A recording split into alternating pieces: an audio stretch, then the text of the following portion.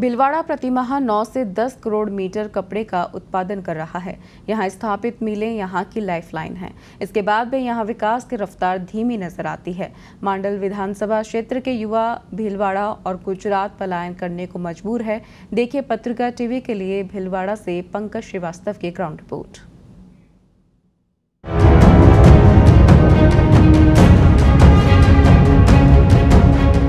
सुवाना की ओर से भीलवाड़ा में प्रवेश करते ही बोर्ड नजर आते हैं। वस्त्र नगरी में आपका स्वागत है।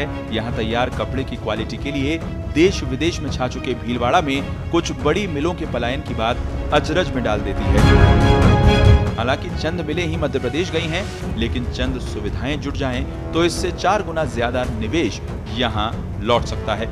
ये कहना है भीलवाड़ा टेक्सटाइल ट्रेड फेडरेशन के अतुल शर्मा का।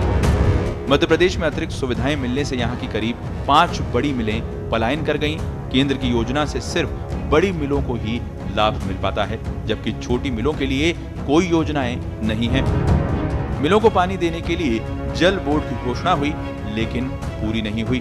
वहीं बिजली की दरें यहाँ मिलों के लिए परेशानी का सबब बनी हुई हैं, जबकि भीलवाड़ा प्रतिमाह 9 से 10 करोड़ मीटर कपड़े का उत्पादन कर रहा है। यहाँ स्थापित मिलें यहाँ की लाइफलाइन हैं। इनके लिए जनप्रतिनिधियों को आवाज उठानी चाहिए।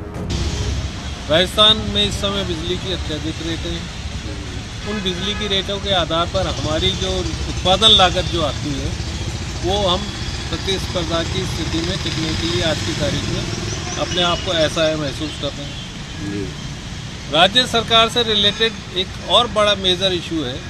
भीलवाड़ा में कपड़े का उत्पादन दिन प्रतिदिन बढ़ता जा रहा है।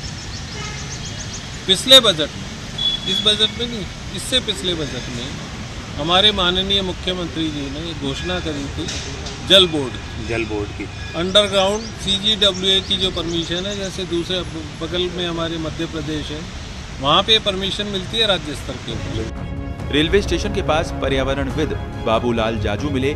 वे बोले शहर में एक ही रेलवे ओवरब्रिज है, दूसरे ब्रिज की सिर्फ घोषणाएं होती रही। रोज रेलवे क्रॉसिंग पर कम से कम 35 बार जाम लगता है। कोठारी नदी पर अतिक्रमण हटाकर रिवर फ्रंट बनना चाहिए। वहीं शहर की शान गांधी सागर, नेहरू तलई और मानसरोवर झीलों को सीवरेज से बचाने की सख्त जरूरत है। जो लगभग 20 वर्ष पहले अविरल 365 दिन बहा करती थी, अब वो सीवरेज वाले गंदे पानी का, जहरीले पानी का भंडार बन चुकी है जी। उसको लेकर के मैंने NGT नेशनल ग्रीन ट्रिब्यूनल में एक जनहित याचिका दायर कर रखी है। उस पर जिला कलेक्टर ने दोनों तरफ अतिक्रमण हटाने थे।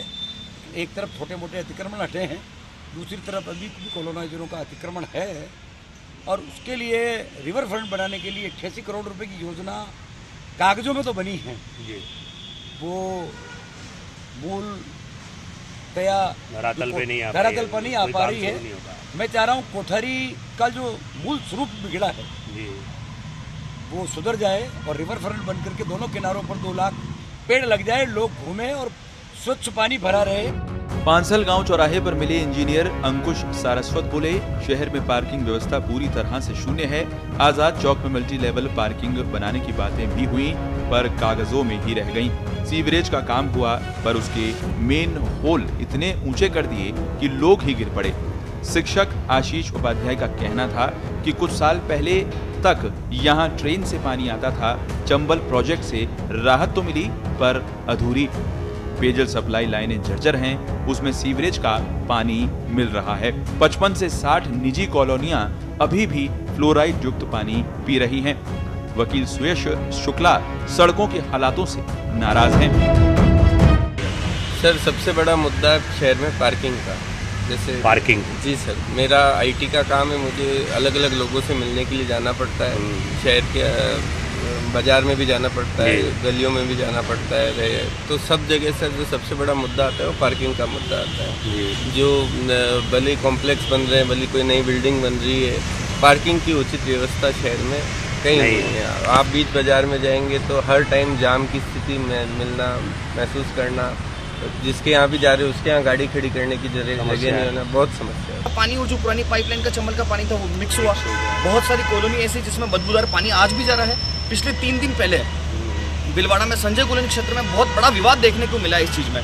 अच्छा। हाँ, हजारों की संख्या में लोग ने जिला कलेक्टर में ज्ञापन दिया है सीवरेज की समस्या और चंबल की समस्या के कारण। फिर क्या होता है, यहाँ पर चंबल परियोजना आए दिन कभी शटडाउन हो जाता है, 3 दिन के लिए चंबल परियोजना बंद। तो यहाँ पर एक तरह से ना तो मेजाबान से कभी पानी पहुँच पाता है ना चंबल से, क्योंकि आए दिन शटडाउन कर देते हैं पुरानी पाइपलाइन से, उससे प्रॉपर पानी सही ढंग से पहुँच नहीं पाता। चुनाव में आप जो कह रहे हैं, चुनाव में अक्सर कई मुद्दे उठते हैं। सबसे बड़ा अगर मैं मुद्दे की बात करूँ तो मैं ये मान के चलता हूँ, जो मेरा निजी विचार है, जो कई लोगों का निजी विचार है, कि सड़क सबसे बड़ा मुद्दा है हमारे यहाँ पे। आज भीलवाड़ा शहर में ये नहीं पता चल रहा है कि हम सड़क पे खड्डे लगे हैं या खड्डों में सड़क बनी हुई है। मार्ग व्यवस्था पूरी चिरमिराई हुई है। शासन क्या कर रहा है, विधायक साहब क्या कर रहे हैं, इससे हम लोगों को कुछ भी नहीं पता। भीलवाड़ा के साये में विधानसभा क्षेत्र मांडल के हाल भी कुछ अलग नहीं है। मांडल में बन रहे स्पोर्ट्स स्टेडियम के पास मिले सेवानिवृत्त प्रिंसिपल बनवारी लाल बोले, मांडल की धरोहर यहाँ के तालाब को पर्यटन के लिए विकसित किया जाना चाहिए। आसपास जो भी उद्योग धंधे आए उनमें मांडल के युवाओं को काम मिलना चाहिए। इस मांडल तालाब की पाल को पर्यटन विभाग में या किसी और विभाग में लेकर के इसका विकास किया जाए, ताकि पर्यटन विभाग से यहाँ के कारण या रोजगार के अवसर बढ़ेंगे। बस मैं अपनी लोग घूमने भी आएंगे, लोग पर्यटन विभाग से विकास से लोग घूमने आएंगे, रोजगार मिलेगा और यहाँ की उपलब्धि होगी। क्योंकि यहाँ रोजगार की समस्या है। अभी युवा भीलवाड़ा और गुजरात पलायन करने को मजबूर हैं। मुख्य सड़क के पास राजेंद्र कुमार मिले, जिन्होंने बताया कि ये जो डिवाइडर बन रहे हैं इनमें बहुत गैप छोड़ा जा रहा है, जिससे दुर्घटनाएं होंगी। ग्राम विकास अधिकारी रह चुके भगवती लाल टेलर ने बताया कि जब यहाँ मीटर गेज लाइन थी तो ट्रेनें रुकती थी और अब ब्रॉड गेज है तो नहीं रुक रही। कुछ ट्रेनों का यहाँ स्टॉपेज होना चाहिए। फोटोकॉपी व्यवसायी अमृतलाल ने बताया कि यहाँ रोडवेज की बसें बाहर बाईपास से ही निकल जाती हैं। मोबाइल दुकान के मालिक भैरूलाल कहते हैं कि यहाँ चांद का बाग बेहाल है, उसका मामला कोर्ट में विचाराधीन है। नौकरी पेशा नरेंद्र जिंगड़ कहते हैं कि यहाँ रोजगार नहीं है, युवा नशे की लत में पड़ रहे हैं। दिन में 20 से 25 बार बिजली जाती है। पत्रिका टीवी के लिए भीलवाड़ा से पंकज श्रीवास्तव की रिपोर्ट।